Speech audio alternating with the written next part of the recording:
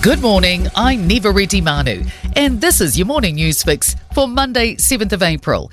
In this update, sites like Temu and Shein appear to have become part of life for many Kiwis. Latest Stats NZ figures show household imports of low-value goods have increased by almost a third in a year and have doubled over the past 5 years. Kiwibank economist Sabrina Delgado says spending levels are starting to stabilise, but they're flattening out at higher levels. She says cheap foreign shopping websites launched in New Zealand at just the right time. Financial conditions here domestically were quite tight and inflation was running quite high, so people really looking elsewhere for cheaper deals and cheaper prices. 3 actions weren't delivered on time in the government's last quarterly plan, but 2 are nearly there. It's made partial progress on the Regulatory Standards Bill and Health Infrastructure Investment Plan, but medical device regulation laws remain incomplete. Prime Minister Christopher Luxon says the push for growth will persist over the next 3 months. Business groups are calling for more transparency around council voting records. The local government business forum wants a single document or release where people can check how their elected officials voted on different issues. Chair Matt Cowley says that would be better than people having to hunt through various sources. He says it's especially important when it comes to election years. Most councillors during the election period can say lots of different things, but it's quite inaccessible really to see how they actually voted during the year. The Department of Conservation's exploring user charges as it looks to bump up revenue. Currently, only people who stay in huts or businesses who operate on conservation land are charged. Jamie Cunningham has more. Director General Penny Nelson says it will pilot car parking charges at Mount Cook, Punakaiki and Franz Joseph Glacier from next summer.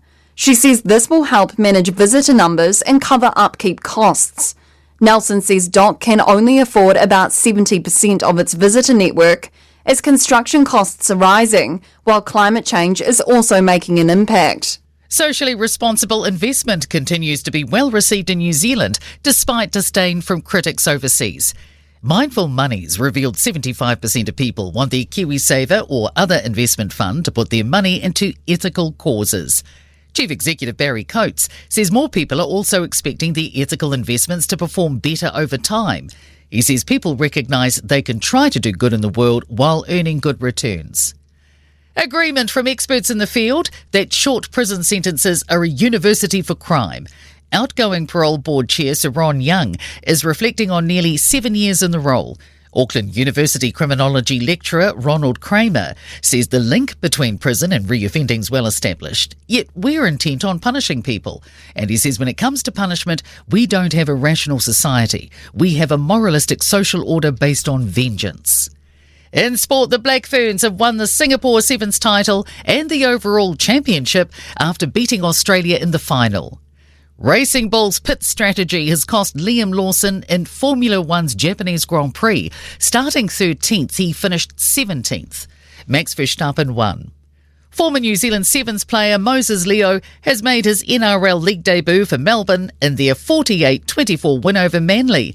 Canterbury beat Newcastle 20-0 to stay top of the table on 10 points.